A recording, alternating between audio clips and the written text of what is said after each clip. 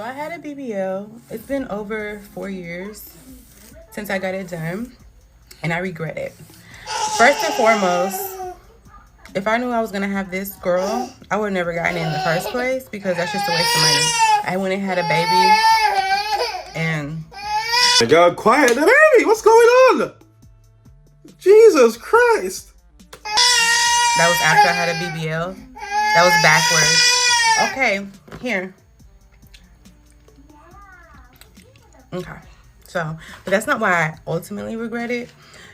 First and foremost, body dysmorphia is a real thing because after I got the surgery, because I originally got the surgery because I wanted a shape, not because I wanted a big butt or whatever. I wanted the shape that it creates because I was just like a straight down stick. I just wanted a shape. But you know, if you just get a butt, you're still going to be straight down. You're just going to be like this. Instead of being like this, you're just going to be like, bam. It doesn't actually create the shape. So that's why I got the BBL. But body dysmorphia is real because after I got the BBL, I kept finding other things, like little things that I did not like. And I kept telling myself, oh, I'm going to get around too. I'm going to get this. I'm going to get that. But I decided I wasn't going to do nothing else. Nothing else. I'm going to just live with the body I have and accept it and love it. Because I'm just doing too much. Wasting money. I can do other things with that money. So, but the real reason I regret my BBL is because I cannot sleep. I started getting these problems maybe like 2 years after I got the BBL. I can't sleep on my sides, right or left. I can't sleep on my back and I can't sleep on my stomach. If I spend maybe 30 plus minutes on either side, it hurts. You can't sleep on your side. You can't sleep on your back or your stomach. Huh? Why can't you sleep on your stomach? Hurts. I literally do not get sleep at night because I'm always tossing and turning because I feel so much pressure. I don't have any health issues or anything. I'm very healthy for the most part. But that pressure where the fat was injected is horrible. I hate it. I don't sleep. And that's why I regret it. Because I do not sleep. So, yeah, do what you want with your body. I'm not promoting or telling you to get a BBL, and I'm not telling you not to. That's just my experience. Like, I don't get no sleep because I'm always tossing and turning because I'm in pain. If I stay on my back, on my stomach, on my side for too long, I actually have to use like a pregnancy pillow to sleep. I don't know, but I gotta go. I wonder if anyone in the comments can let me know. Why is like a BBL so adverse in the aftermath? You hear people complain about all these different things. My first thought was it's because it's a surgery where you're adding something to your body that wasn't there. But like with boob implants, do women feel that? But then that's an implant. They're injecting fat, right? Are they injecting fat or isn't it a surgical procedure? I don't know, but you guys let me know in the comments. Why is it so bad? I actually regret getting my BBL sometimes. So I got a BBL back in 2021 in the middle of the pandemic. And the reason why I say I hate it sometimes is because the way that it's shaped, is a little, I don't know. Don't get me wrong, like the body still be a little T a little bit, but in certain stuff it's giving real boxy. And I don't know. Like, I guess this is for like most people anyways. Like, it ain't even just people with BBLs. Like, if you just have a certain shape, certain things you're just not gonna look good in, you know. And then like my expectation, like I don't know exactly what I expected myself to look like. Like, I wasn't even shaped like what I thought I was gonna look like. Not only that, but like the weight gain, like when you get your body done and you realize that like you really you start doing certain things, thinking, drinking and eating certain things that you feel like you couldn't have done before because your body already where you needed to be.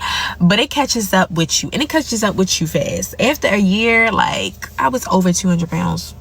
No, I'm dragging it. I wasn't 200 pounds. I was probably like 185, but that's close enough to me.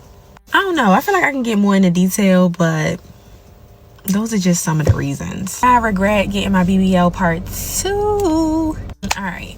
So another reason why I regret getting my BBL is because I thought that my life was going to change. Like, I don't know. Not change, but like, I thought that I would be making more money or something, or just, I don't even know. I'm not gonna lie. I went to like most unsafe, one of the most unsafe places to get this surgery done, and I went by myself. Like, I really could have, like, something bad could have happened to me, bro, and I was alone. But I was young and I was turned. I'm still young and I'm still turned, but I was really young and turned, and I really didn't care. No fucks was given. And I regret it because a lot of people who wasn't looking my way before started to look my way now. And then unfortunately, when you realize that these same people that wasn't even checking you out before is actually lames in real life, and the people who actually checked for you before the BBL was actually one of the realest people. Yeah. Here's my thing, right? I'm not against cosmetic surgery. I'm not against cosmetic procedures. I am against BBLs though. And the only reason is because of the recovery and the risk. Most importantly, the risk. Every time you go under, there's a risk.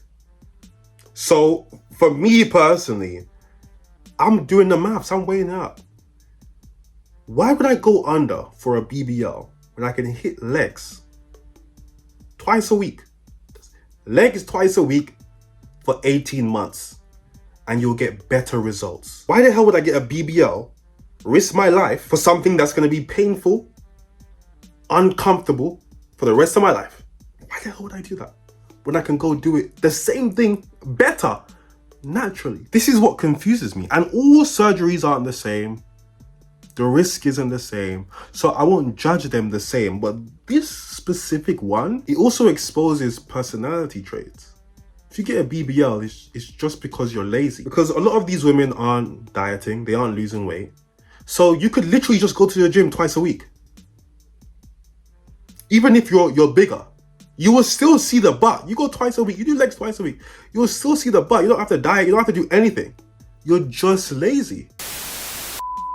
Have y'all ever had to fight a demon? Now, I don't mean like mental health demons or something that you're just dealing with in life. I mean like an actual spirit, an evil spirit. You ever fought one of them? Spiritual warfare. Have you ever had to pray a spirit off of yourself or someone else? I don't pray him, I slay him. Very, very different. I respect it though, because there are those that pray them away. But you pray them away, they keep coming back. You got to send them back.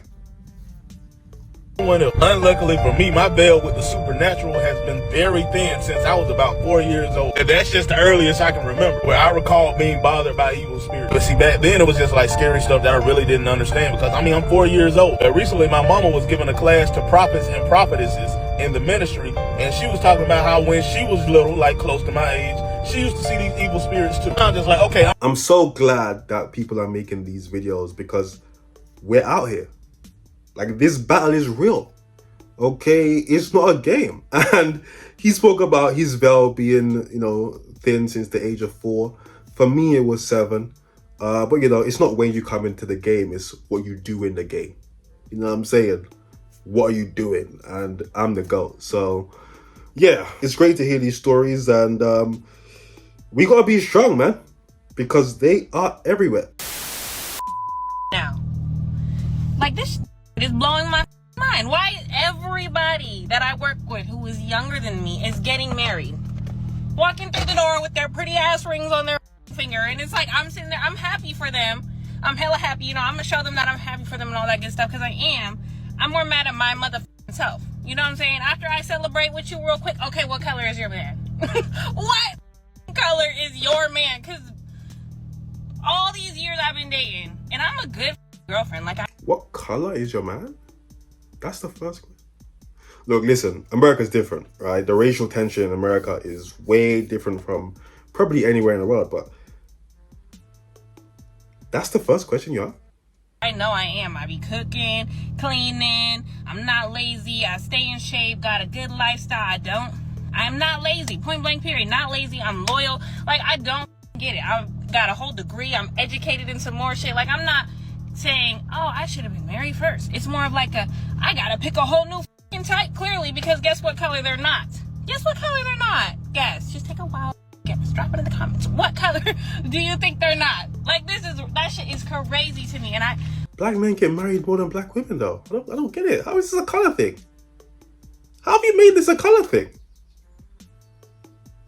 You're the least married demographic in the West. How have you made that a color thing? like I said, I apologize for cussing too much. It's just like, I have to pick a whole new type for real. Like, I really have to pick a whole new type to get what I'm looking for, because the other ones just give you dating and drama and dating and problems and dating and dating and dating and dating and dating and dating and dating and dating and dating. Like, I'm genuinely happy for them, though. You know, I don't envy their situation. I know comparison is a thief of joy, but it's just like, I'm not in a rush to get married. But it's like, the proposal part is literally just step one. Like, what a step one in security for a woman. Like,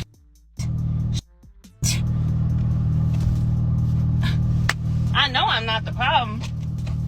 My type is the problem. Yeah, you're definitely the problem. And when you switch type, you're going to come across the same issue because you're not going to address the main issue, which is yourself. Yo, this young lady got on this app and said that 5 days after delivering her daughter, her husband began to pressure her to have schmecks. Not only did he pressure her to have schmecks, he threatened to cheat on her. Or he implied it, rather. She said she was afraid that he would cheat on her. So 5 days after delivering a baby from her hoo-ha. So you've come across this video. You saw the title and the thumbnail. You said, wow, this is so interesting. Let me click. You've watched this far.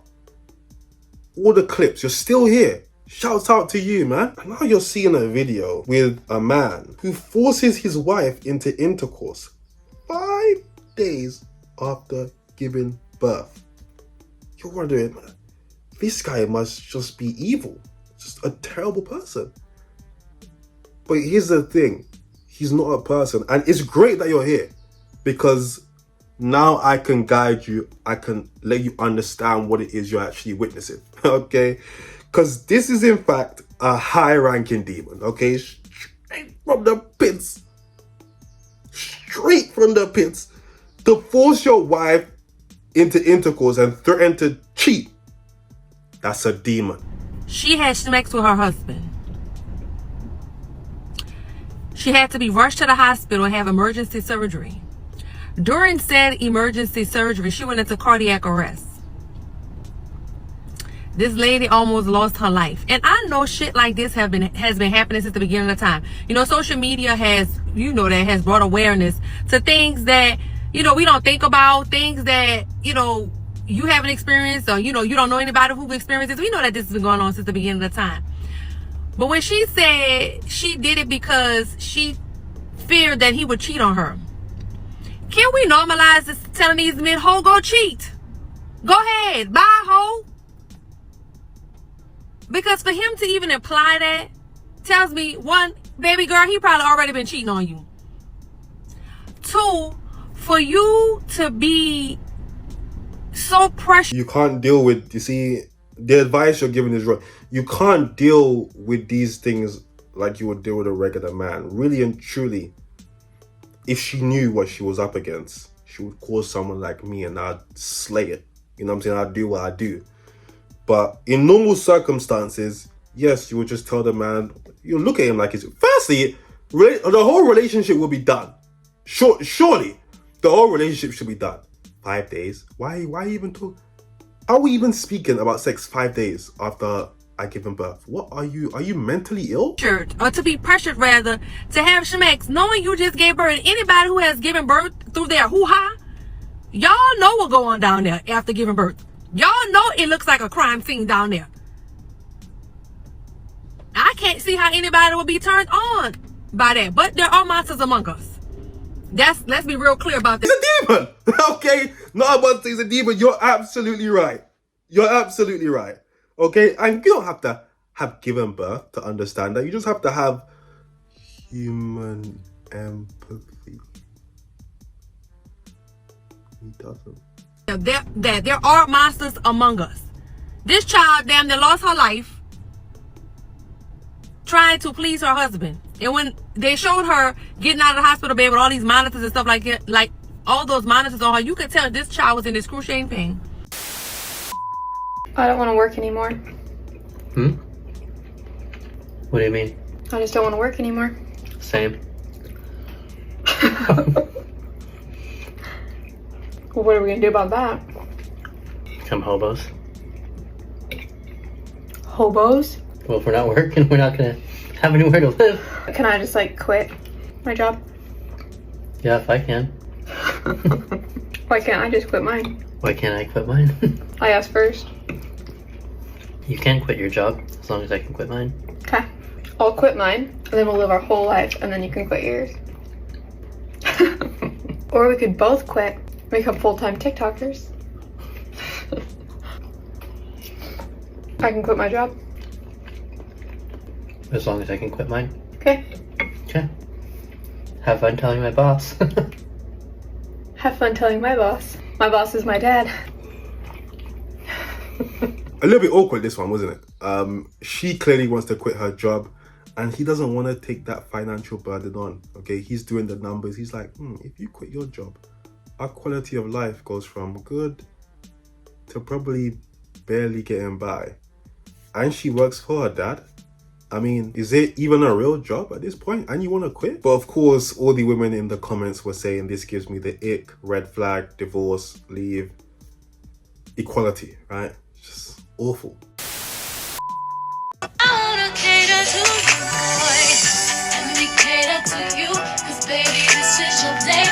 Caption said, I contributed by making the reservation. Okay, so let me get this straight. It is his birthday, right? You're like, hey, oh my gosh, happy birthday. I'm gonna take you out for a birthday dinner. He's like, all right, bet. So you take him to a place of your choosing, make him pay. And not only do you make him pay on his birthday, by the way, but you're also like, hey, babe, actually, can we record a TikTok where it looks like I might pay for a second, but then actually I give it back to you because you pay for everything? So it's a cute little joke, like, ha ha ha, I would never actually pay for a nice gesture like this. All that happened on his birthday. His birthday. And not only did all this happen on his birthday, why? Why did you feel the need to make this post? Before you made this post, did you ask how it might have made him feel? No, just to the untrained eye, like, I don't know the situation. It seems like you're kind of making his birthday about you. Just a little bit. Like, that's what it looks like to me. Look, obviously, I don't know the situation. So no hate at all, genuinely. But I just want to know why. Why would you post something like this? Did you think about how it would come across, or? Again, I mentioned this the other day. A lot of men weren't raised to demand anything. He accepted this. He allowed this to happen. A lot of men are raised just to think about their women, never to think about themselves. If I'm paying for most things, most of the time, 80, 90% of the time, you best believe I'm demanding and expecting that 10% for you to show out. On my birthday, if you think I'm paying. But again, I would never be in this situation. So, yeah. He accepted it. I don't even blame the woman. As soon as you saw this shit, you knew it was going 7. Like, people actually saw Siakam summon something at pregame and thought, I'm going to take OKC? Like, really? It's an open book test. The dude is contacting Vecna. But you're like, nah, OKC has SGA and J-Dub. We're fine. Okay.